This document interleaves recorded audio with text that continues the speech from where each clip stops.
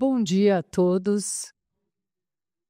Bem-vindos aqui ao nosso segundo painel, então, no qual a gente vai falar do caso Lorenzetti. Eu queria primeiro agradecer a presença aqui do Cláudio, da Antonella e do Alexandre. Cada um vai falar um pouco de si, vai se apresentar. E eu queria também agradecer a presença. A gente tem mais integrantes aqui da família Lorenzetti, né? Quem é? Aqui é a Juliana e a Giovana. Então, bem-vindas, meninas. É muito bacana ter esse prestígio aqui. A gente também queria, já que a gente está falando de família, Letícia, levanta a mão aí, a filha da Ana Rita está aqui também nos prestigiando hoje. E, gente, por que será que hoje o painel é sobre a Lorenzetti? É porque a Lorenzetti, gente, é uma joia. A Lorenzetti é uma empresa de controle de 100% familiar. É uma empresa, portanto, familiar, brasileira e centenária. Só 200 empresas brasileiras chegaram nesse patamar. E que hoje em operação tem só 60 a 80, de acordo com a Confederação Nacional de Indústria. Não é uma coisa para se pensar? Vamos pensar aqui juntos. Pensem em empresas centenárias. Vou falar algumas. Votorantim, Gerdau, Pernambucanas, Tramontina, Itaú, Suzano, Randon. São empresas todas familiares. Todas essas que a gente falou aqui, gente. Todas as empresas são familiares. Todas elas são brasileiras e centenárias. O que será que elas têm em comum e que faz com que elas sejam tão longevas? Será que é sem querer? Será que é por sorte? Por acaso? Por aproveitamento de oportunidade? Né? Quais são as dicas que a gente poderia pegar? Quais são as lições que a gente poderia aprender? Quais são os erros que a gente poderia enxergar antes e deixar de cometer para aumentar as chances da gente chegar a esse patamar tão invejável? É para isso que a gente trouxe a Lorenzetti aqui hoje. E a gente tem duas expectativas que não são nada fáceis de atender. A primeira é que esse painel inspire vocês. Difícil. E a segunda é que vocês se sintam homenageados. Essa é a nossa expectativa. Como a Ana falou, um evento como esse, de encontro de famílias empresárias, é uma homenagem. A gente espera que você também, Sérgio e Helena, tenham se sentido homenageados. E eu espero que nós consigamos homenagear juntos vocês como família, vocês como empresa e também as gerações anteriores, seus ancestrais. A gente vai falar um pouco também do início, né, da história. A gente está aqui com membros de terceira geração, que são o Cláudio e o Alexandre, da família Lorenzetti, e a gente tem a Antonella, que é quarta geração dessa família, e antes deles vieram as demais gerações, né? A gente vai falar aqui do seu Alessandro, que é a primeira geração, e eu queria começar, Cláudio, se a gente puder, falando disso. Se você puder contar de forma breve, né? Como foi a chegada no Brasil, como que foi o início das atividades da Lorenzetti, para depois a gente poder desenvolver aí os nossos outros temas. Okay, bom dia. Agradeço esse pano de fundo que você fez, Cíntia, fico muito honrado aí pelas suas visões aí da Lorenzetti, muito bacana. Mas como é que começou a Lorenzetti? O meu avô, Alessandro, ele era engenheiro civil, formado em Roma, ele nasceu em 1861, eu não conheci meu avô, porque todos casaram tardes, né? Meu avô casou com 40 e poucos anos, meu pai casou com 44, e quando eu nasci já tinha falecido meu avô.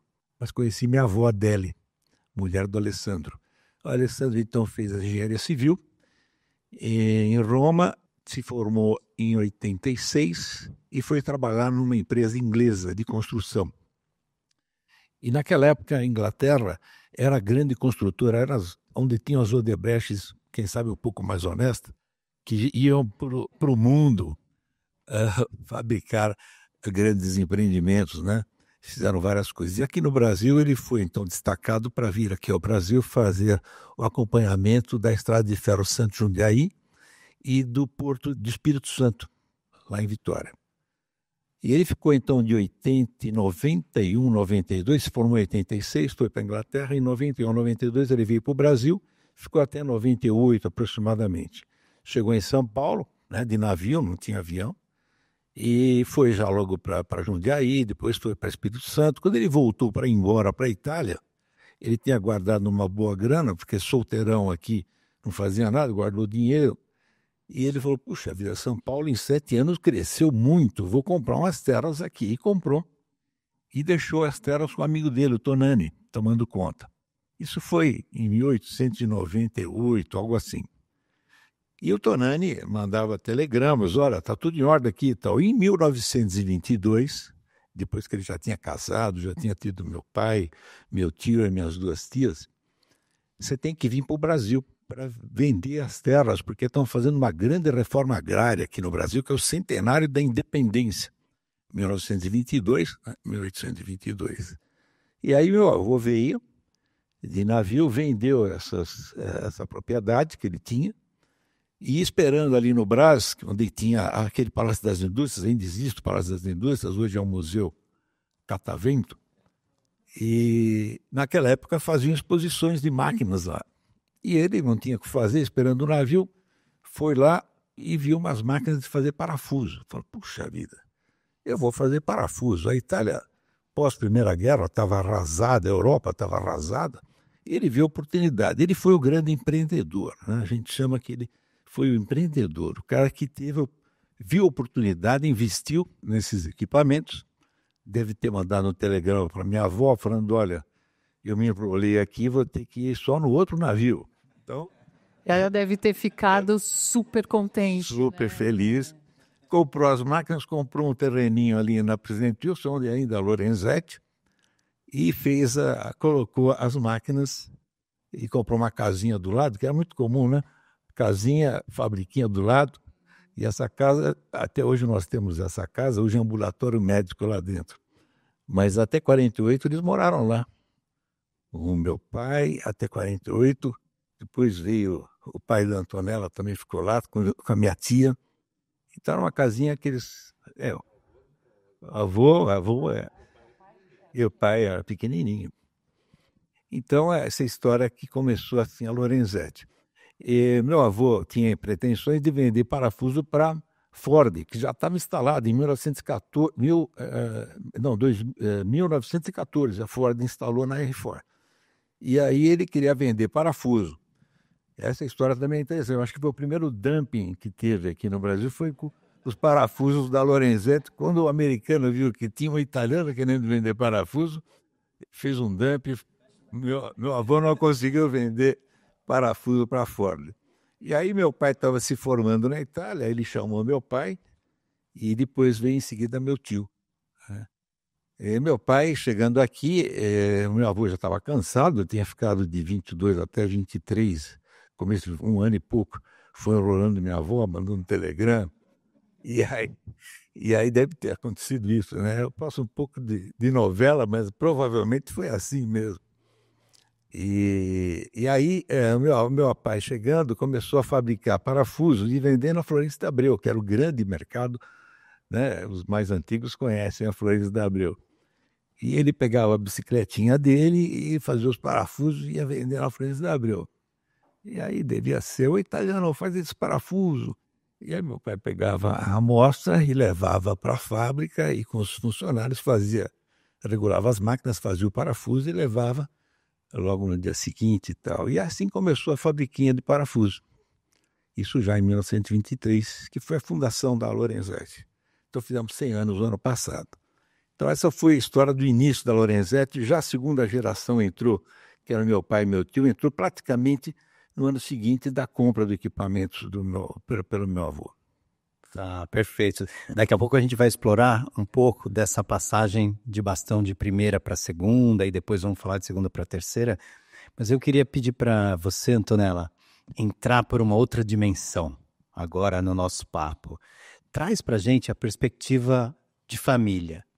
Quem é essa família Lorenzetti? Como vocês são? Quais são os principais valores que têm sido transmitidos de geração para geração? Enfim, conta um pouco do jeitão de vocês.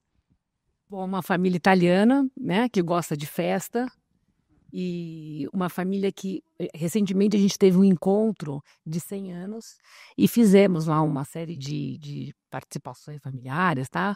E nesse encontro a palavra que mais saiu, né, para distinguir a família é confiança, né? E eu acho que a confiança está muito ligada à honestidade, né? Então, realmente, nós somos uma família muito unida e acho que por isso que nós estamos aqui há 100 anos juntos e sem grandes problemas, né? Acho que problemas a gente tem, né? Sempre vai ter problemas em famílias, mas a gente tem que discutir, né? E chegar a um bom senso. Eu acho que não é bom, né? Você não ter discussões, né?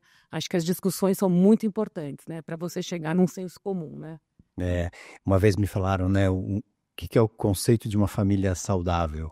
Família saudável, no fundo, é aquela que trata das dificuldades, que enfrenta, né, as controvérsias e resolvem as coisas, né? E não colocam debaixo do tapete. Mas só me fala, qual é a quantidade de Lorenzettis que a gente tem orbitando aí entre acionistas, hoje, familiares? Nós somos em 19.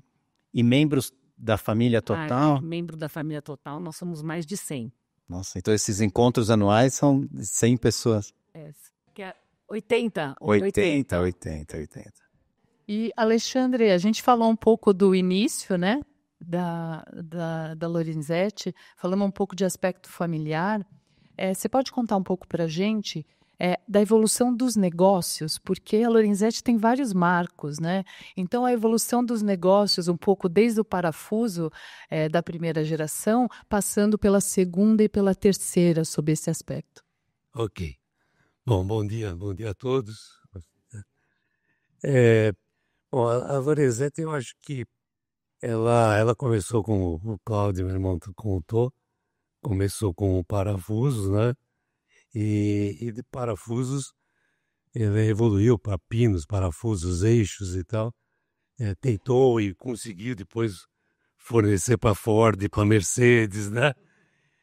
Mas até num determinado momento, eu lembro que meu pai falava, chegou um momento que falou, olha, não vale mais a pena fornecer para indústrias, né?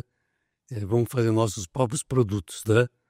Porque tinha muito de sabores vendendo para terceiros, né? Entregava, de repente, o pessoal falava que o produto estava com defeito e devolvia, né? Aí passava um tempo e falava, sabe, então precisa de novo aquele produto. Falava, não temos mais, precisa fazer. Não, mas aquele que estava com defeito, não dá para você...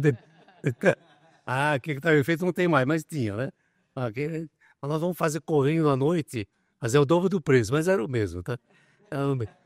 Então foi assim que a indústria foi indo, mas eu acho que a Lorenzetti aproveitou, nesses anos todos, do que o mercado precisava. Começou realmente com o meu avô, que ele ficou surpreso quando ele voltou depois de 20 anos para o Brasil, e ainda não tinha fabricantes de parafuso, né? Então ele ficou surpreso com isso, que se importava na época tudo da Inglaterra para fazer as estradas de ferro, até parafuso. 20 anos depois também precisava de parafuso. Mas aí durante a vida aí da Lorenzetti com meu pai e meu avô, começaram a ver, precisavam de motores elétricos, por exemplo, material de porcelana para fazer linhas de eletrificação. Então eles começaram a fazer porcelana elétrica e eles eram muito estudiosos, né? O meu pai era bastante inventivo, meu tio era engenheiro químico, né? E eles gostavam mesmo, estudavam. A gente tem ainda na empresa a biblioteca dos livros deles, todos escritos, né? Todos com formas escritas e tal. Até vinho, falamos muito de vinho. Até vinho eles pensaram em fazer também, tinha vários vinho artificial, não era vinho de uva, né? Tinha lá livro para fazer vinho artificial. Eu acho que foi essa, talvez até o motivo da sobrevivência da empresa, né? Porque muita coisa que a Lorenzetti fez, fabricou, deixou de fazer, coisas até que esses dias estava conversando com o Cláudio, nós somos pioneiros na fabricação de motores elétricos.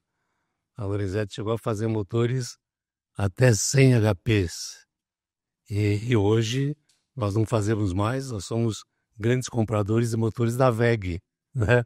A WEG nem existia na época, né? E nós já éramos grandes fabricantes. Nós fomos fabricantes de material elétrico, fomos a maior empresa de material elétrico do Brasil. E em determinado momento, concorrência já muito grande, achamos por bem mudar, né? Tivemos uma boa proposta de venda, quando a empresa estava bem, estava no auge. Então foi uma venda muito boa que nós fizemos na época da nossa unidade de material elétrico, de instalações domésticas, e partimos para metais sanitários, que era uma outra atividade que nós entramos nisso há 20 anos atrás, né? 2001, 24 anos, que foi um segmento muito bom, entramos nesse mercado. Hoje não sei dizer se está bom, porque a concorrência aí dos produtos que têm vindo de fora, né, da China e tal. Mas eu acho que a grande oportunidade que a Lorenzetti sempre teve, ou um grande fato, é que a gente sempre teve oportunidade, a gente não ficou parado, né? A gente não ficou parado no parafuso, né? A gente é uma empresa centenária de parafuso, né? Não, a gente fez muita coisa, nós fomos os grandes fabricantes de chaves seccionadoras para a usina de Itaipu, por exemplo. A usina de Itaipu tem fábricas, tem chaves seccionadoras da Lorenzetti. Nós compramos tecnologia na época da Salter States, da americana, fabricamos, só que são equipamentos de domínio de grandes empresas, como a Siemens, Weisserhaus, a Melangerin. Então nós acabamos também vendendo para eles, foi um bom negócio também. Acabamos vendendo essa empresa para eles. Vocês sabem vender bem, hein? Eu acho que talvez esse seja o motivo do nosso de se manter, vai fazer sucesso, né? Isso, gente, que o Alexandre está falando só algumas coisas, né, Alexandre? Esse povo já fez bandeja, galheteiro, patins, patins de rodinha. Patins de rodinha. E eles estão ficando confusos. Eu estou vendo na cara deles, porque a gente não está falando de chuveiro, né? Mas ó, o chuveiro é deles também. Já nós vamos falar da... Fizemos vela para automóvel, fizemos patins fizemos equipamentos de proteção, pega ladrão, chamava o produto. A gente fez realmente bastante coisa, né? Nós fizemos condensadores também, que acompanhavam o motor elétrico. Eram empresas que existia. Eu acho que o grande dom dos nossos tios, do vovô, do nono, eu acho que era esse espírito empreendedor e de pegar coisas que não tinha no Brasil. Mas a facilidade de fazer isso naquela época era diferente. Eu diria que até 1900, até a Segunda Guerra Mundial, pós-Segunda Guerra Mundial, mudou toda a cátedra, né? Eu acho que os primeiros, meu pai e meu tio, eles tinham a oportunidade de fazer as coisas sem pensar muito no preço que ele vai ter que vender, né? Não existia o concorrente no mercado. Então era fácil de você fazer o produto. Você fazia, vamos fazer esse negócio? Vamos fazer. Comendo pizza, quem sabe? Lá na Moca. Porra, vamos fazer. Quanto custou? Matéria-prima tanto, material tanto. 50 reais. Então vamos vender por 55. Vendemos, conseguia vender. Aí começava a cair as vendas porque tinha um concorrente. Vamos vender ou saímos fora do produto. Não tinha planejamento. Como que uma empresa, em 1936, fazendo o primeiro motor elétrico no Brasil, poderia deixar de fazer na expectativa do futuro de motor elétrico no mundo, né? No próprio Brasil? Quer dizer, simplesmente vendeu a fábrica. Então eu falo, puxa, que falha de planejamento, né? Se eu tivesse hoje eu não faria isso, mas quem sabe, estratégia naquela época não existia. Até 1960, E eu acho que quando entrou o Aldo, né, o nosso primo, que ele já é também da terceira geração, ele já trouxe o pai da Antonella, outro primo. Um maquinzista e o outro um Mauá, engenheiro do Mauá. E depois fizeram administração na fundação. Eu acho que eles trouxeram essa cátedra mais estratégica de marketing, de planejamento, que veio crescendo após a Segunda Guerra. Esse é um bom ponto, né, Cláudio? Nessa época em que eles estavam lá na mesa, pegando uma pizza, vendo o que eles iam fazer, gente, não tem business plan, né? Não tem nada. Os caras estão lá conversando e tal. Nessa época, Cláudio, vocês acham que eles estavam pensando em governança? Eles estavam pensando, pessoal, em separar o dinheiro da família com o dinheiro da empresa. Pelo amor de Deus, eles moravam todos juntos, no mesmo lugar. Então, acho que o meu ponto é o seguinte: tem hora para tudo, né? É compreensível que numa família nuclear, no início dos negócios, em que você está matando cachorro a grito, você está querendo sobreviver, aí a pessoa pergunta, pô, mas você não tem governança? Não, pô, não tenho. Não tem acordo de sócios? Não tem acordo de acionista? Não. E tudo bem, porque essas coisas podem ir sendo construídas na medida do necessário, na medida da possibilidade, da maturidade daquele negócio e daquela família. Podemos avançar em governança, já que você mencionou. Claro. Eu queria pedir para a Antonella, para você contar como é que nasceu daí, então, depois desse tempo, esse conceito de governança, ou qual foi a necessidade que vocês tiveram para começar a trabalhar a governança, desde quando, e se você puder contar um pouco de como é que é hoje. Olha, eu não estava na empresa ainda, mas eu tenho a impressão que a governança apareceu na Lorenzetti com a crise, né? A gente teve como a gente investiu em material de chaves seccionadoras de alta tensão, e a gente forneceu não só para Itaipu, né, para todas as outras, praticamente C3R, Eletronorte, Furnas. E a gente precisava, era um investimento muito grande, né? Eram chaves enormes, do tamanho dessa sala aqui, eram coisas gigantes. E a gente pegou dinheiro nos bancos, né? E na época era o governo militar, e chegou uma hora que ele parou de pagar. E a gente tinha umas dívidas em banco, tá? Entrou Collor, a gente não tinha... O mesmo Collor do Mindlin? Exatamente. É o mesmo? E aí surgiu a dificuldade, né?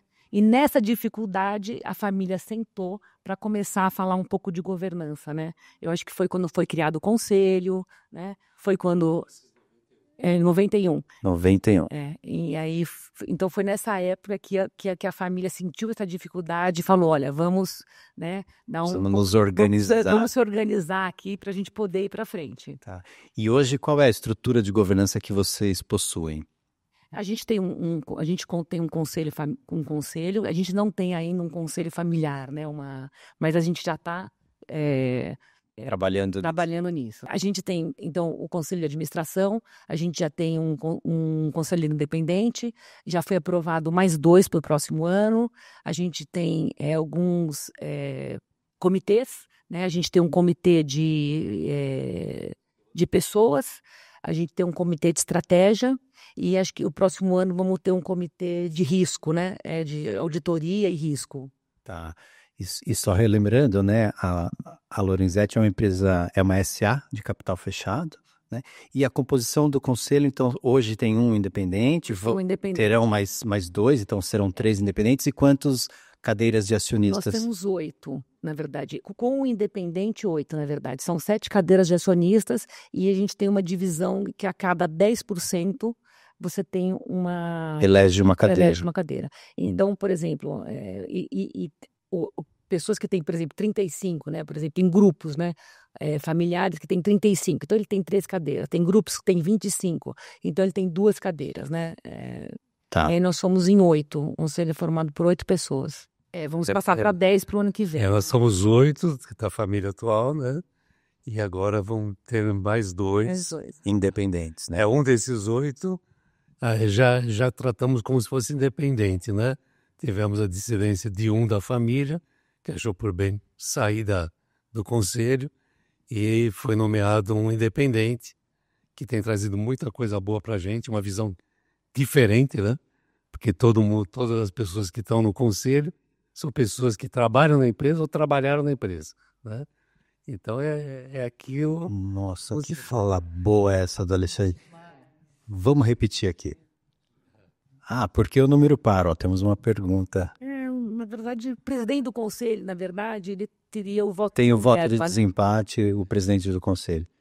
Porque a composição da família eram 4 famílias, 30%, 30%, 20% e 20%. Então era fácil. Então tinham, cada 10% elegia uma pessoa no conselho, né? Só que uma das pessoas que tinha 20%, nossa tia, ela era solteira, não teve herdeiros, faleceu e os 20% dela nunca foram ocupados, né? Então sempre ficaram sem distribuídos e... depois ela distribuiu, ela deixou um testamento e distribuiu, por isso ficou quebrado aí depois, ficou 37, 30, 27, 26, né? Ficou quebrado. E nós nunca precisamos de ter o desempate, vamos dizer, né? Porque 8 que não tem o desempate, né? Até hoje, graças a Deus, todas as nossas decisões foram sempre por consenso, sempre... Muito discutidas, mas por consenso, né? Em voz alta ou não? Muitas vezes em voz alta. Mais calorosa, né? Decisões calorosas, boas, que acabam sempre depois, né? No almoço, na pizza, tá? Sempre... Mas eu queria enaltecer a sua fala, Alexandre, porque você disse assim, o conselheiro independente agrega muito valor. É um olhar externo, é um olhar de pessoa experiente, que não está infiltrado lá no dia a dia dos nossos negócios, etc. Então ele consegue trazer, né, um olhar complementar. São palavras constantes deles que a gente escuta sempre assim, olha, daqui uns 5 anos você não vai estar mais aqui. Então, precisa deixar a coisa organizada, a parte de governança, compliance, deixar... Porque quando vocês estiverem fora, vai aumentar a preocupação sobre a gestão, né? Então, hoje que vocês têm um grau de governança, que a gente fala sempre 3%, entre 0 a 10, o grau de vocês é 3, 4. É uma pessoa que vem de gestões de outras empresas de capital aberto, de empresas familiares também. Então, ele tem um conhecimento que eu não tenho e talvez nós não temos, porque a gente sempre teve na nossa empresa ligado ali e vendo o nosso problema, né? E essa pessoa trouxe essa visão e falou, olha, vocês têm que pensar que do jeito que nós estamos organizando, vocês querem organizar a governança, daqui a uns anos vocês não vão estar aqui. Então, a preocupação vai ser muito grande. Você não está o olho do dono aqui vendo, porque nós estamos bastante enfranhados no operacional. A Antonella é a nossa advogada, doutora Antonella, gerente do nosso departamento jurídico, e vai muito bem, estamos felizes com o desempenho. O Cláudio, ele não quis participar do conselho até hoje, mas é o nosso diretor industrial. Eu sou conselheiro, sou diretor, e a gente está no dia a dia. Mas vocês são só 5 membros de 80 familiares, né? 5 que estão ainda em papéis relevantes. Temos ainda um primo, 2 primos, né? O primo e o filho dele estão na gestão. E estamos lá, das 8 da manhã às 7 da noite, estamos lá sempre presentes. Ô, Rogério, isso aqui também tá com cara de dica, não tá? Vocês estão entendendo? Como é que faz para chegar aos 100 anos? Exatamente. Quando a gente está falando, então, de longevidade da empresa familiar, a gente fala e fica fazendo exercício da falta da geração atual. É um pouco engraçado, né? Para a gente ir mais longe e sobreviver às gerações e fazer a empresa transpor esses obstáculos, a gente fica falando da falta das pessoas. Deve ser uma delícia, né, Alexandre, ficar falando para você, daqui a 5 anos você não está mais aqui. Como é que vocês vão fazer para estruturar a governança? Então, é um constante exercício e evolução das instâncias de governança, cuidados societários, cuidados com a família, que estão todos sob o manto, né, do planejamento da sucessão, para essa geração, para as próximas gerações, que também vai levando a empresa para frente. Aí me ocorreu uma coisa. Uma empresa centenária, vocês falaram várias coisas aqui, né? Você mencionou algumas, Cláudia. Você mencionou a guerra. Então, uma empresa centenária com certeza sobreviveu a pelo menos uma guerra mundial, pessoal. Há uma quebra de bolsa, me veio agora também. Há um confisco. O mesmo. Certo? E é uma pandemia. Já é uma coisa, né? Por isso que eu chamei de joia. Sobreviver 100 anos, só esses 4 eventos contam já uma história. Você acha, Alexandre, que sobrevivendo a tudo isso, é possível uma empresa familiar perecer ou acabar por perecer por não pensar em governança, por não pensar em sucessão? Não, eu acho que é importante pensar assim, e nós estamos pensando. Eu acho que esses eventos que a gente passou, toda a guerra, a gente sabe por história, né, do meu pai contar os problemas que tiveram na empresa na época da guerra, mas já o problema mais recente agora da pandemia, esse nós todos estávamos, a gente, de uma hora para outra, tivemos que quase obrigados a, olha, fica todo mundo em casa, a fábrica está parada. Foi assim, né? Foi uma decisão, né, estadual, né, do governo. Mas a gente conseguiu se organizar. Eu acho que a nossa união, né, vamos dizer assim, nós mobilizamos da empresa e conseguimos, acho que em 20 e poucos dias, por ser uma empresa de fazer produtos de necessidade e tal, conseguimos acho que foi em 20 dias, né? 15 dias, a gente parou 15 dias. Em 15 dias, a gente organizou a fábrica inteira para todos os funcionários voltarem e seguirem trabalhar. Sim. Né, com segurança, né? Com toda a segurança prevista e tal. Então, são coisas que a gente, estando lá no dia a dia, no operacional, a gente conseguiu mobilizar e vamos trabalhar, temos que trabalhar. Então, foi até um ano muito bom para a gente lá. Foi um ano maravilhoso. E a gente conhece empresas que vizinhas nossas e tal, de gestão, empresa brasileira, empresa francesa, eles demoraram acho que 3 meses para voltar a trabalhar. Para o pessoal da SEB, né? Caramba! Quer dizer, isso porque nós estamos ali, se mobilizamos ali, estamos ali no dia a dia, né? A decisão é mais fácil também, quando os sócios estão na empresa, né? Você perde um pouco quando eles não estão, a decisão é um pouco mais fácil. Por isso que a governança também hoje, a gente está no nível 3, porque nós estamos lá na empresa. Então, nós estamos olhando de perto. Com certeza, a hora que a gente não estiver mais lá, a gente tem que apertar um pouco a governança. Não pode apertar muito, que você não consiga, né, se locomover, mas você tem que apertar um pouquinho. Mais dicas, né, estão aparecendo aqui. Quando a gente se debruça no mundo acadêmico, né, a gente também é professor da FGV, do Baruch College, e quando a gente pesquisa sobre as empresas longevas, aspectos como vocês mencionaram aqui, como a rapidez para se adaptar a mudanças, a decisões ágeis, todas essas são qualidades que não só a Lorenzetti tem, mas todas as empresas familiares geralmente têm. Ô Cláudio, a gente não pode passar esse evento sem a gente falar do chuveiro elétrico. Não vai dar, gente. Não vai dar. E você me contou uma história, né, nos nossos papos preliminares aqui, né, da jabuticaba brasileira. O que é esse chuveiro elétrico? Conta pra gente um pouco dessa perspectiva, porque quem acho que não conhece esse detalhamento, né, não enxerga a importância e o core business de vocês. É verdade, é uma oportunidade, Rogério, de falar. Realmente, chuveiro elétrico, ele apareceu no Brasil, quer dizer, a partir da necessidade de um banho que meu pai precisava. Meu pai voltou da Itália em 48, casado, e já partindo para a casa nova que ele já tinha comprado, já estava construindo, ele morava naquela casinha dentro da fábrica e já tinha comprado a casa nova. Quando ele chegou na casa, a casa tinha um boilerzinho de 100 litros.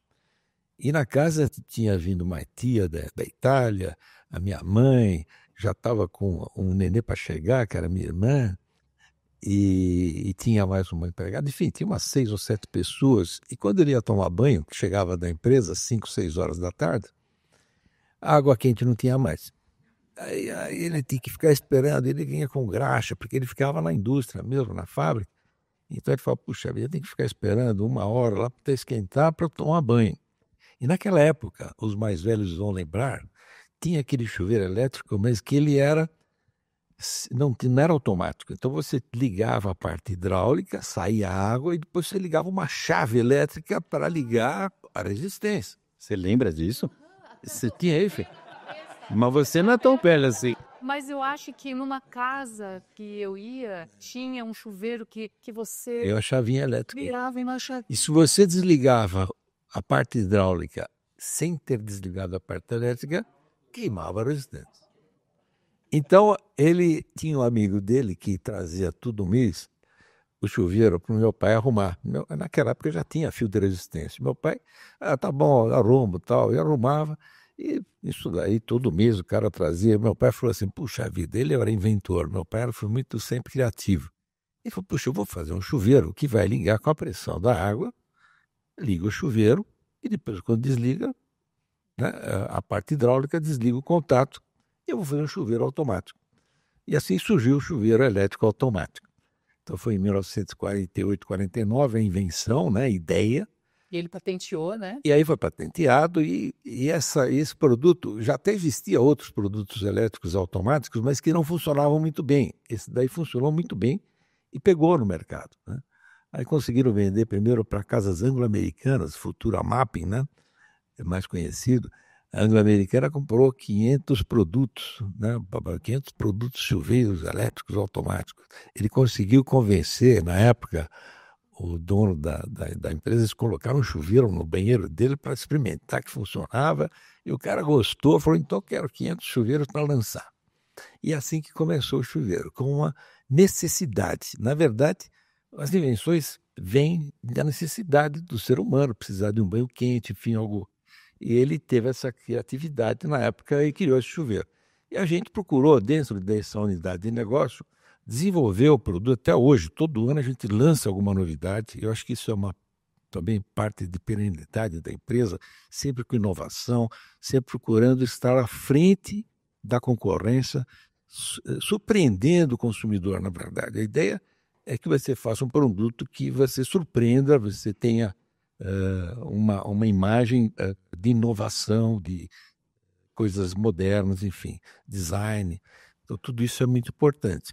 Então, e a jabuticaba também é jabuticaba porque o Brasil é o maior produtor, né, do mundo de chuveiro elétrico automático. Porque no resto do mundo não existe o chuveiro elétrico automático como uma economia de escala que temos aqui no Brasil. Porque não é difundido, né? O produto elétrico automático já existia lá fora, mas na época que foi criado, ele tinha problemas técnicos sérios, né? Porque não existia um disjuntor diferencial. Até o próprio disjuntor elétrico ele é de 1970, pós-Segunda Guerra. Então, os disjuntores, toda essa parte, eram fusíveis, né? Fusível cartucho, fusível rolha, que chamava na época, só tinha isso daí. Essa época, vocês lembram disso daí? Era uma...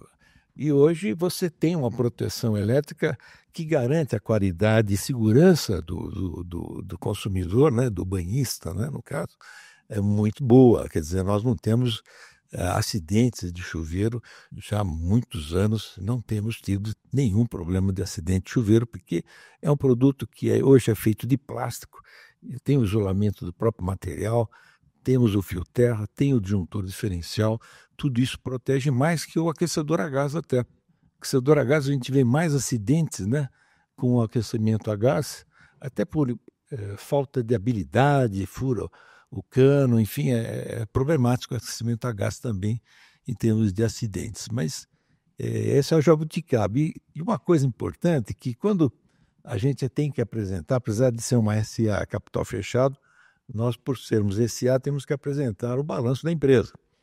E a gente faz essa divulgação no final do ano sempre, coloca bem pequenininho, mas coloca.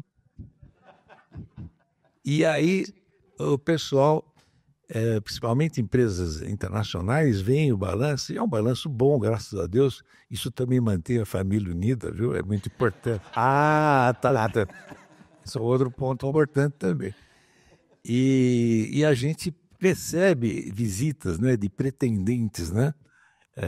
E a gente percebe que quando eles falam, mas que produto que vocês fazem?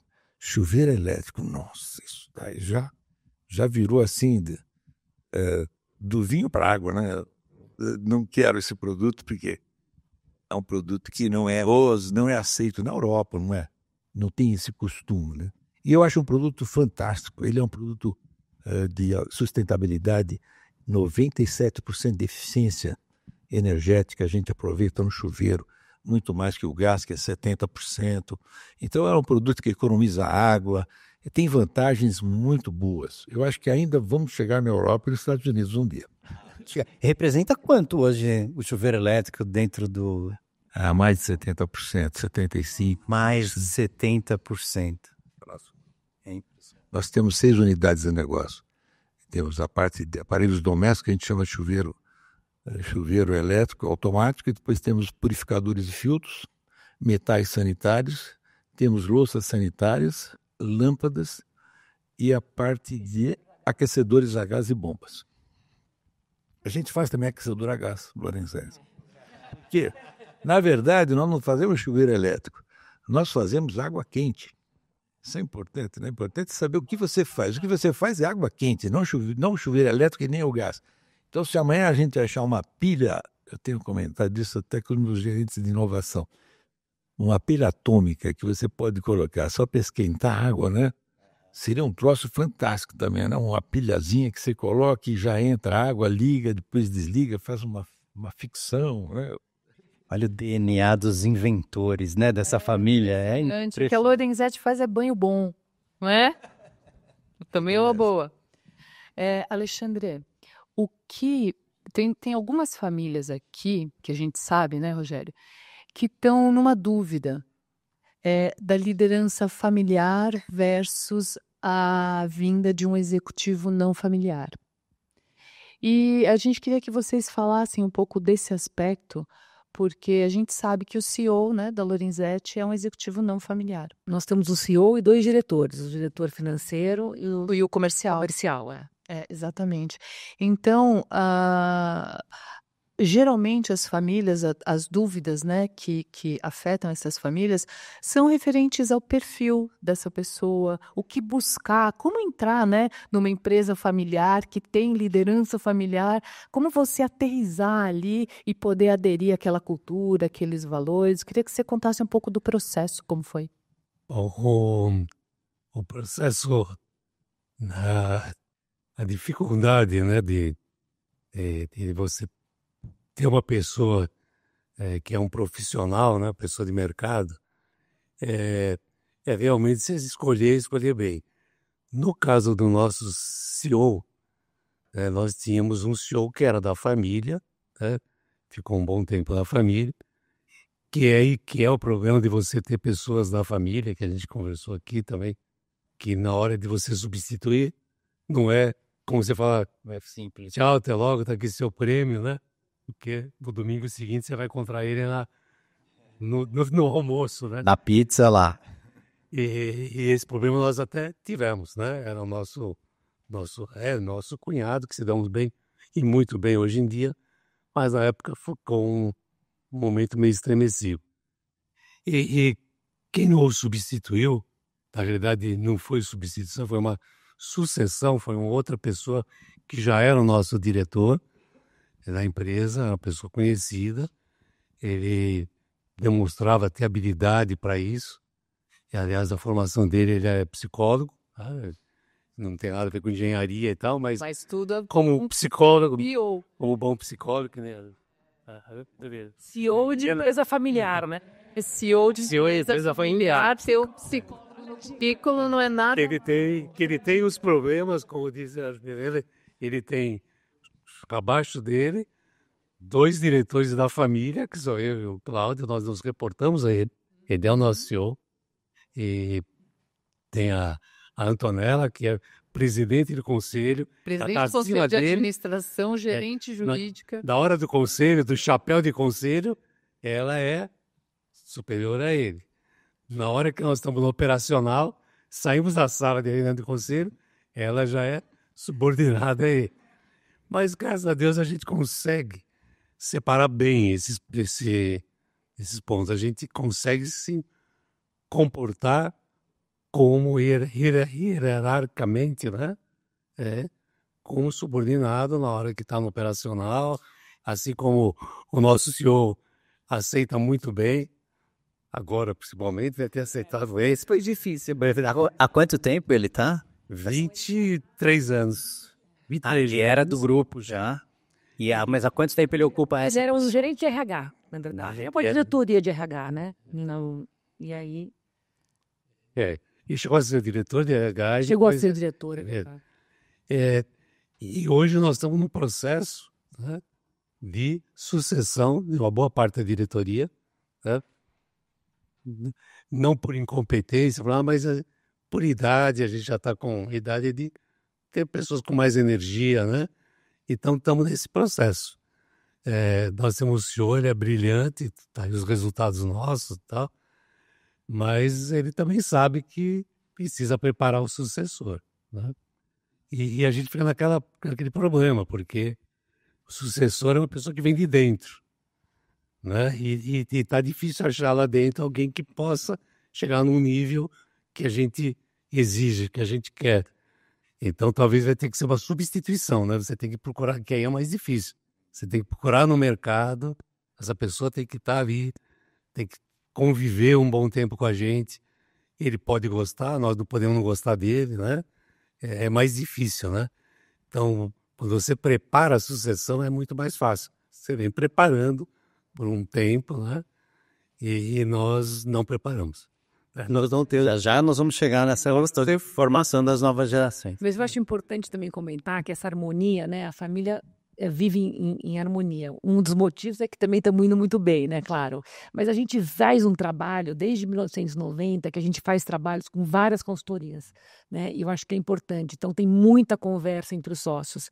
E um dos trabalhos que foi muito bacana foi a Fundação Dom Cabral, né? Que nós levamos todas as pessoas para fazer o curso de acionista, né? Como ser um acionista, né? Como ser um bom acionista, né? Porque nem todos vão ser executivos ou muito poucos, ou talvez nenhum, né? Então, assim, a gente tenta conscientizar sempre a família toda, esses 80 membros, né? Na época, eu acho que foram mais de 40 pessoas que participaram desse curso. Então, acho que é muito importante isso, né? A conversa. Tá. O Antonella, essa semana, numa das aulas lá que eu dei na pós da GV, que era sobre práticas de governança, eu convidei o Leonardo para ir lá fazer um bate-papo com a turma de alunos. E ele foi nesse papel de conselheiro. E uma das coisas que o Leonardo falou lá, que me marcaram, né, muito, foi que o papel do presidente do conselho, ele é muito importante. Ele não é só uma posição de glamour, uma posição figurativa. Ele é muito importante. E você ocupa a presidência do conselho, e aí eu queria que você abrisse seu coração, igual a Helena fez aqui. Conta como é que é ser presidente do conselho. Eu acho assim, né? No nosso conselho não é uma coisa tão difícil, né? Porque a gente tem uma harmonia, né? Mas eu acho que é importante, né? A gente escutar as provocações, né? Porque eu acho que um bom conselheiro, ele tem que fazer provocações, né? E você tentar dar uma harmonia, né? Tentar agilizar isso, fazer as pautas, né? Eu acho que é importante, muito importante são as pautas que são colocadas, né? A cada reunião. É estratégia, né? Eu acho que o conselho, né? Um bom conselho é aquele que você dá estratégia para a empresa, né? Então, a gente conseguir trazer uma boa estratégia para a empresa conseguir seguir e a gente dá subsídios para os nossos executivos conseguirem executar, né? Se eu perguntar isso para o Cláudio e para o Alexandre, eles devem falar que você deve ter muita habilidade relacional, você deve ser, né, muito diplomática e conciliadora lá. É isso, Cláudio? O Cláudio, ele nunca quis participar do conselho, não sei porque ele seria um excelente conselheiro, mas ele disse que não quer misturar chapéu. Eu acho que não é bom misturar chapéu. Eu acho que, como eu sou diretor industrial, eu não acho interessante ter mais um chapéu, sou acionista já, diretor industrial, mais conselheiro. Eu falei, olha, não dá, eu acho que não é interessante para a empresa. Eu preferia que tivesse até um conselheiro e foi meu irmão que entrou e ele também, como gerente, ele é gerente de processos, trabalha comigo. Ele também se achou numa condição de indicar um conselheiro executivo. Foi ele que indicou o conselheiro executivo. Até a gestão anterior, nosso conselho ele é renovado a cada 3 anos, né? A cada 3 anos a gente reelege. Eu falei errado, a gente não renova porque são sempre os mesmos, né? A gente só reelege a cada 3 anos, né? Com pequenas variações e tal. Mas eu fui o presidente do conselho nas 2, 3 últimas gestões, né? Antes da Antonella. Nós achamos por bem, e foi até o meu outro irmão, que é o Mário Eugênio, que ele era conselheiro, ele conversando comigo e com os outros conselheiros, falou, olha, nós precisamos renovar, mudar um pouco o conselho ele tem que ser mais, a palavra que a Antonella usou aqui, mais provocativo, a gente tem que provocar um pouco mais, nós estamos nadando de braçada, está tudo ótimo, estamos saindo bem, mas nós precisamos trazer coisa nova, coisa que a história da Lorenzetti, como nós contamos um pouco aqui, sempre renovou, sempre trouxemos coisas boas, e nós estamos, nos últimos 6, 7 anos, a gente estava muito parado, né, das nossas coisas boas, e as coisas não muito boas, deixa para lá um dia a gente resolve. Mas nós precisamos resolver algumas coisas. Uma delas até é sucessão, até acordo de acionistas, né? A Antonella lembrou bem que a gente usou consultorias, usamos uma também que é a Cambridge para fazer um acordo de acionista. Saiu alguma coisa, não chegamos bem no acordo de acionista, mas conseguimos levantar muita coisa que deveria estar no acordo de acionista, se entendeu o que as famílias pensavam que seria bom ou não, mas não conseguimos assinar o acordo. Né? Ficou um protocolo de intenções. Chegamos a um protocolo de intenções, foi esse o nome que nós demos o resultado desse trabalho. Muitas famílias passam por essa síndrome da assinatura. E eu acho que isso foi muito bom. Nós evoluímos, todo mundo evoluiu. E eu acho que agora nós estamos dando esse passo de poder repensar a ideia de mudar a presidência do conselho e colocar até uma nossa prima, uma mulher com muita capacidade. Mudamos alguns conselheiros. Esse meu irmão que saiu, ele sugeriu, falou, olha, eu saio do conselho se é para trazer um conselheiro independente, né? E nós achamos muito boa a ideia e foi muito boa realmente a experiência de ter, tanto que na última assembleia que fizemos na empresa, os acionistas escolheram ter mais 2 conselheiros independentes. E tão boa que foi a ideia de um. Não sei o que vai ser com 3, mas talvez... Ano que vem você volta aqui. Talvez a gente fala... Com a Juliana. E foi muito bom nesse processo que o pessoal jovem, que já está na 4ª geração, está aí a Giovana, minha filha, a Juliana, eles se empenharam nisso, que eu acho que é realmente interesse até para a gestão deles, para criar esse conselho de família, para organizar um pouco essa parte de qual é o papel deles, né? Qual é o papel da família, dos herdeiros, né? Que não são ainda acionistas, né? Não estão na operação, mas um dia vai cair na mão deles, precisam estar organizados com isso. Então, agradeço aí as 2 que realmente estão levando isso adiante e está indo muito bem. Excelente, excelente. Queria avisar que agora está aberto a perguntas, então quem quiser, só levante a mão para que a gente consiga identificar. Eu tenho 2 questões. Primeiro, eu queria saber, com um grupo familiar tão grande, de 80 pessoas, como é que vocês elegem quem vai trabalhar na operação? Isso é uma coisa. E a segunda coisa é com essa a questão da inteligência artificial, que vai exigir muita mudança das empresas, como é que vocês estão lidando com o assunto? Na realidade, desculpa o seu nome, Cláudia. Nós já conversamos lá, eu sabia mais para. Bom, Cláudia, nós tivemos, né, e temos gente trabalhando na empresa, não temos nesse acordo de acionista que a gente tentou e virou um protocolo, nós temos algumas regras que a pessoa, o herdeiro, né, ele tem liberado fazer um estágio, fazer um treinamento na empresa e assim que houver uma vaga, uma possibilidade e tal, e a pessoa está com condições de trabalhar, a vaga é dele e tal, né? O que cada um pensa, né? Do jeito a gente tem pensamentos diferentes, né?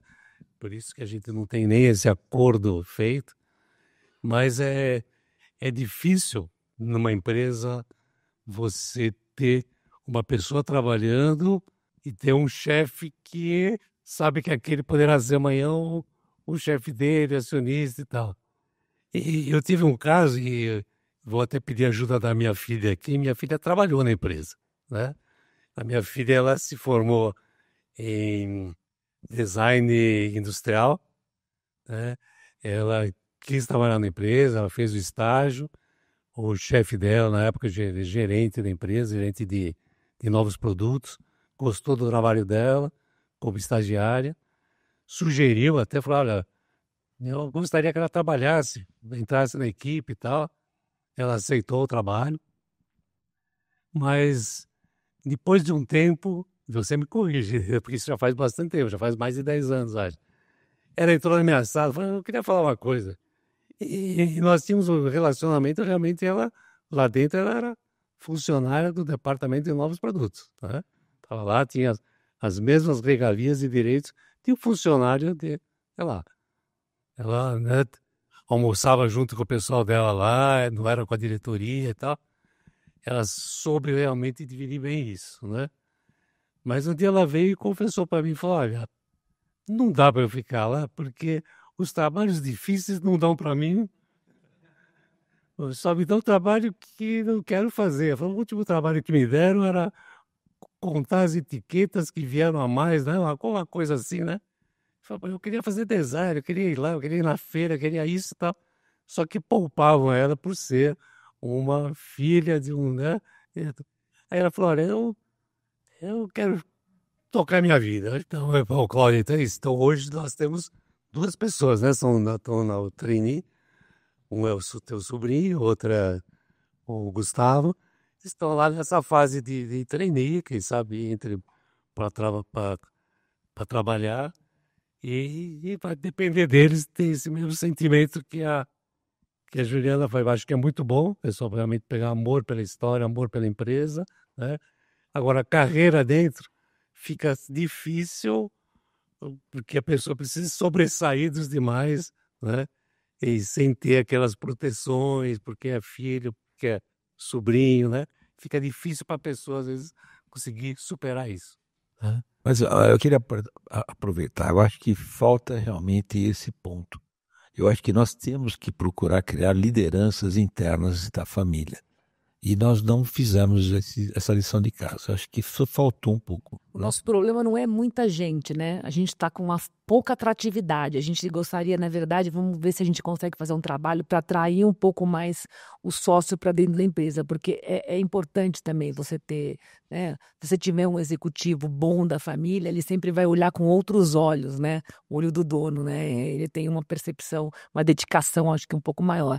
A gente está com esse problema. A gente não tem o problema de ter muitos sócios querendo entrar, pelo contrário. Então a gente quer fazer um trabalho até de atratividade, né? A gente não teve esse problema de sócios trabalhando. A gente não Então tem duas perguntas. A gente acabou não falando sobre inteligência artificial, né?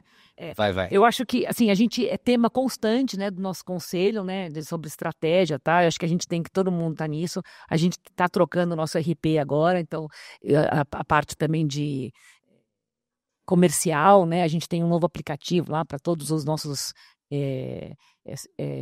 vendedores, para eles conseguirem ter acesso a todas as informações. E a gente pensa muito nisso, né? Como é que as vendas, né, já mudaram muito, né? Então, hoje em dia, a gente tem uma parte das vendas nossa que é toda feita por virtual, né? E a gente está observando isso, né? Porque eu acho que vai ter uma mudança muito grande. Ainda não chegou, né? Mas eu acho que vai chegar para todas as empresas. E assim, com relação à parte de tecnologia, né? O Cláudio, nosso diretor industrial, acho que nós temos uma indústria 4.0. A gente é uma empresa muito tecnológica. Oi, bom dia. Meu nome é Bettina Bellini e eu gostaria de saber se nesses comitês que vocês têm como de estratégia, vocês têm conselheiros independentes. Não, aí não temos ainda. A gente tem 3. Não, mas do comitê de 9 pessoas, nós temos 2 comitês. Comitê de pessoas, nós contratamos um consultor especializado em pessoas, recursos humanos, a pessoa que vem dessa área. Ele era da Unilever. Da Unilever. Ele era da Unilever, da Cédula Williams. É uma pessoa muito boa, profissional, tem ajudado muito a gente no comitê de pessoas. E nesse comitê de pessoa, né, que está fazendo toda a sessão, a gente tem, na verdade, um conselheiro independente e um consultor, né? E no comitê de estratégia está sendo assessorado por uma empresa de novos negócios que a gente contratou para buscar novos negócios para nós. A gente tem mais uma pergunta ali. A minha pergunta é um pouco nesse tom aí de família, né? Família dentro, vocês falaram, ganharam nota 3 aí em governança, mais ou menos, né? E é engraçado que é um movimento que a gente acha que é até um pouco meio contraditório, tá? Uma vez falando com a Sandra Papais, que eu acho que a Papais deve ser italiano também, né? Eu acho que, a gente está falando da desindustrialização que a gente vive no Brasil, né? Que a gente, principalmente quem é aqui de São Paulo, né? Que saiu, não tem mais indústria aqui, coisa vai... E vocês estão exatamente na outra mão, que é uma coisa de muito orgulho para todos nós aqui. E, Cláudio, você até falou agora há pouco da pilha aí para esquentar água, não sei o quê. É o que você brincou, né? Quer dizer, é o DNA da família, é impressionante. Como é legal isso, como é gostoso, sabe, a gente ver isso em vocês. Mas a pergunta que eu faço é assim, ao mesmo tempo que eu vejo muito positivo vocês terem ido na Dom Cabral, o que é ser um bom acionista, né? O desprendimento que vocês têm pelos negócios, quando vocês falaram do pai ou avô de vocês, de vender negócio, que não deu certo vender essa fábrica, quer dizer, é gerar coisa, não tem esse desapego com a coisa, mas vocês têm o DNA empreendedor que tá aí na raiz, né? Impressionante isso. Como é que vocês veem a questão eu acho que um pouco do que ela perguntou agora, de futuro, porque às vezes a pessoa da família eu já vi herdeiro falar assim, prefiro que vá você que é profissional do mercado, que você é melhor capacitado para tomar conta do meu patrimônio do que eu mesmo, entendeu? Você vai ser um diretor industrial melhor do que eu, e eu já vi herdeiros falando isso. Como é que vocês veem esse movimento, que nem você falou, atrair mais os sócios para dentro da empresa? Acho que é legal, um motivo de orgulho legal, mas como é que vocês veem isso não na contramão, mas de estar todo mundo realmente da família. Tem gente que tem dom, tem gente que vai ser melhor sendo um super músico, o outro vai ser um artista, um médico muito bom. Como é que vocês veem isso na família de vocês, em termos de aquela história de manter a empresa sempre atrativa, né? Sempre a noiva desejada, a empresa precisa ser sempre desejada, não que vocês vão vender ou se desfazer do controle, mas como é que vocês veem esse papel, né? É difícil, né? Então... Boa pergunta, Otávio. Eu acho que nós estamos num ponto que falta realmente esse espírito de inovação. Tanto é que nós estamos criando aí um comitê de inovação, justamente para procurar trazer mais, porque hoje você não pode errar. O errar é muita grana. Então, você errar, fazer um investimento de um negócio que não dá certo, hoje é muito dinheiro. Diferente do passado, era muito mais fácil. Né? Você, quanto gastamos, vende que tem mercado. Hoje você sabe que já tem um preço no mercado. Você quer fazer um carro, já tem um preço no mercado. E agora os carros chineses, então, quem está produzindo, está tudo fechando, né? Então, é o problema. Você começa a ter... essa preocupação de inovar, eu acho que é bacana, eu acho que é importante para o negócio é você saber o que você faz primeiro. Eu falei água quente, nós não fazemos um chuveiro elétrico, água quente. Isso é bacana você perceber. Por exemplo, purificadores e filtros, o que é? É água, a gente lava a água, né? A gente lava a água, é bacana pensar em lavar a água, deixar a água limpa, né? Então é um outro produto. metais sanitários é um sistema de controle hidráulico, né, não só de água, né, pode ser de outro qualquer líquido. Não? Então é interessante você ir no foco. Eu acho que isso daí eu tenho procurado passar muito para a equipe de inovação, de desenvolvimento, sempre o que é que a gente faz, né? Então, nesses segmentos é importante. Outra coisa é sempre estar um passinho à frente do concorrente. Você tem que estar sempre pensando em algo que você tem alguma vantagem competitiva, ou em processo de produção, ou em design, ou em surpreender o consumidor, como eu já falei, né, o nosso cliente. Eu acho que isso é importante. Então, ter produtos que você surpreenda, que você faça algo a mais do que existe no mercado. Acho que isso é muito importante. Que mais que eu posso dizer? Eu acho que são coisas importantes. Eu tenho até uma historinha aquela paródia que acho que algum de vocês já devem ter escutado falar, do leão e da gazela. Já falei para vocês, né?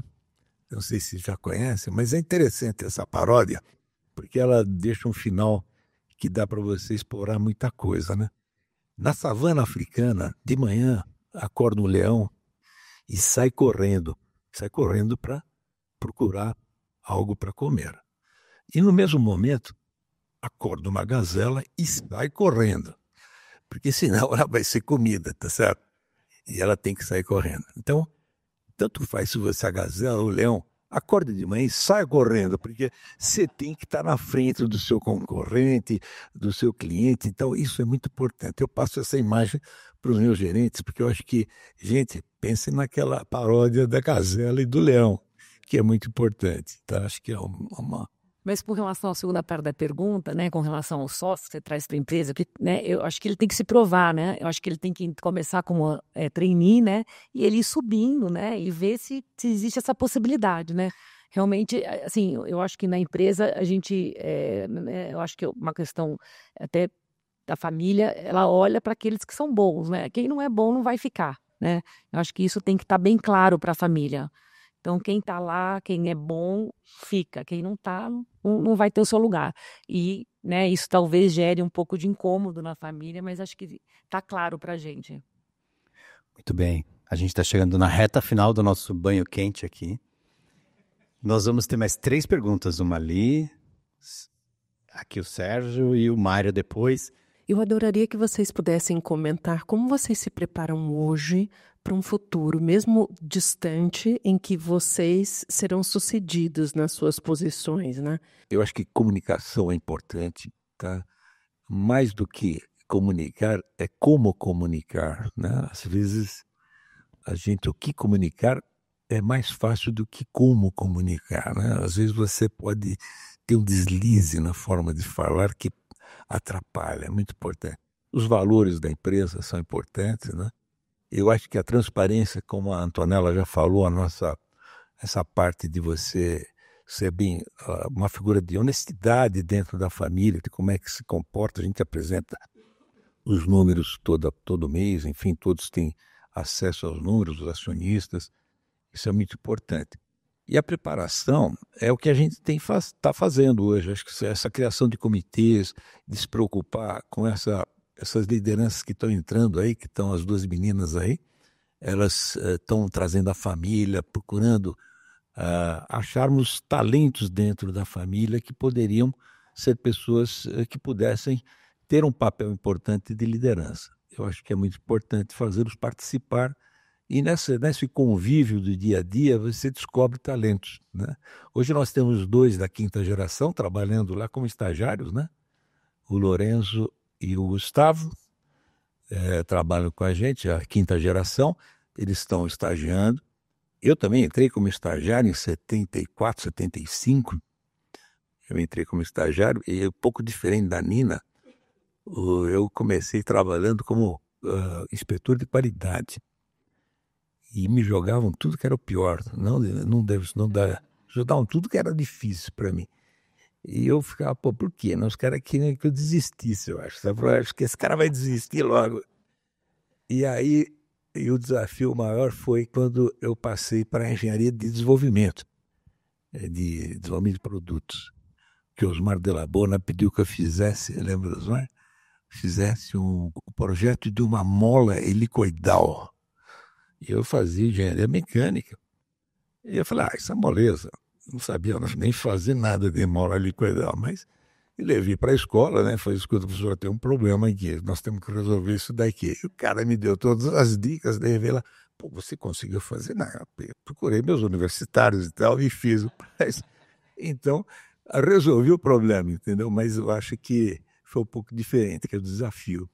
Mas eu acho que com relação ao amor, eu acho que é difícil mesmo, né? A pessoa que está a vida inteira na empresa, deixar a empresa, né? Eu não sei, eu estou há 25 anos, o Cláudio, quantos anos, Cláudio?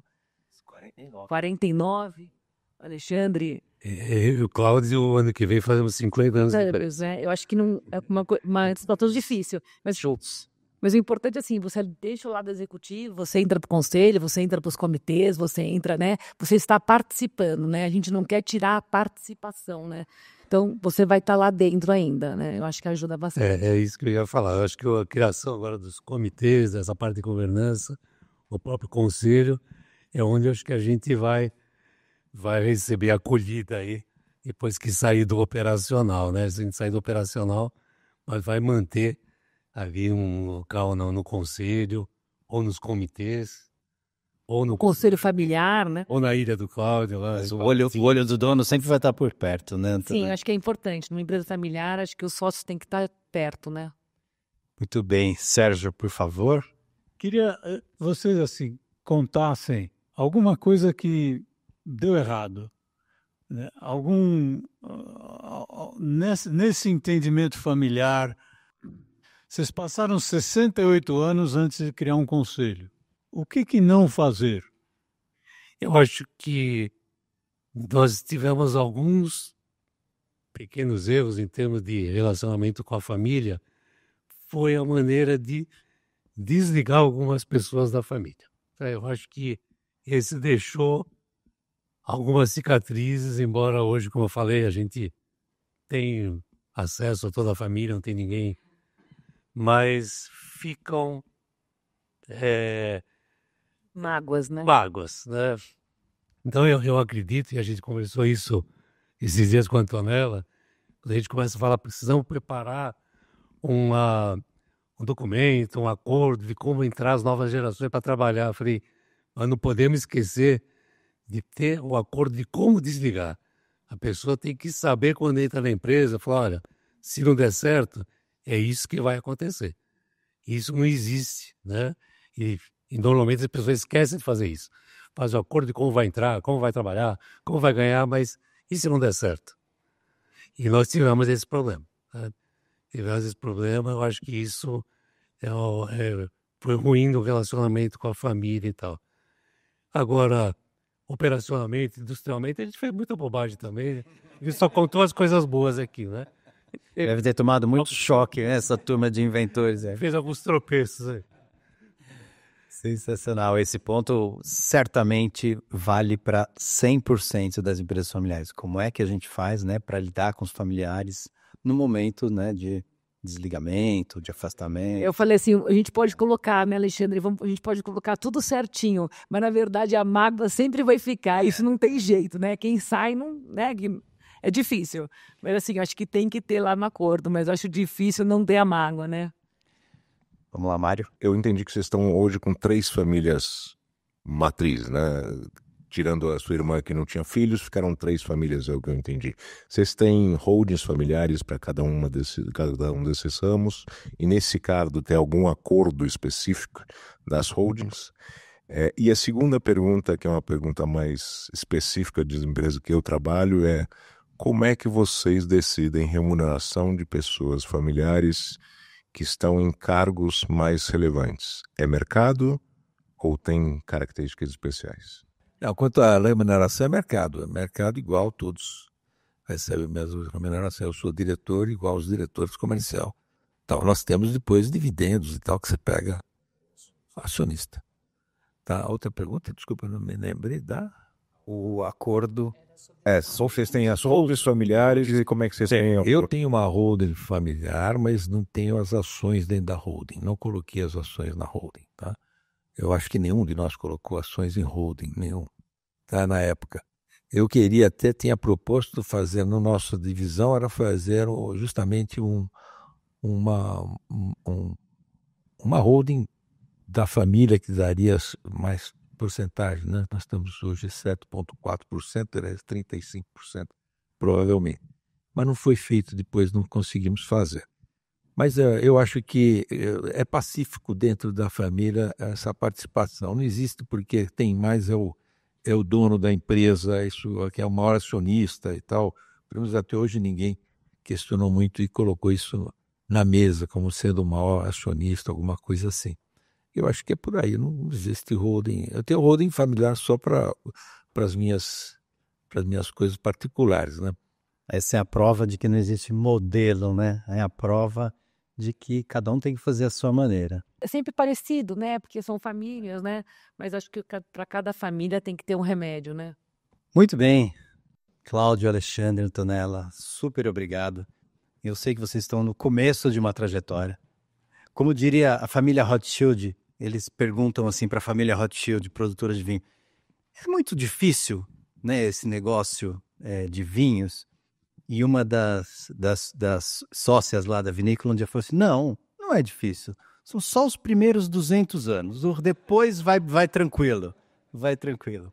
E a gente sempre que procura fazer um arremate no final aqui, né, eu não tenho outra coisa para reconhecer, né, que se vocês têm de fato uma lição importante para deixar para todo mundo que está aqui, é que vocês não esperaram acontecer. Vocês fizeram acontecer. Ou seja, pegaram o assunto da sucessão, trataram, discutiram, criaram, estruturaram, enfrentaram com todas as dificuldades e estão fazendo isso acontecer. Então, acho que essa é a melhor lição que a gente tira de hoje. Não deixem acontecer, não esperem, né? Como eles estão aqui dizendo assim, puxa, tem coisa que a gente devia ter feito, ou a gente está um pouco atrasado. Então, nunca é tarde, assim, o mais cedo possível, e assim a gente vai ter muitas Lorenzettes, né, levando o nosso Brasil para frente. Muitíssimo obrigado. Obrigado a todos os amigos, clientes, parceiros que prestigiaram a Uni. Obrigado a Galápagos, a Ana, a Carol, as meninas foram incríveis aqui, o Wesley que está lá dentro, a turma do Paulo aqui da filmagem, todos que fizeram esse encontro, acho que é um ótimo aprendizado. Então, muito obrigado. Boa tarde a todos. Obrigado a todos.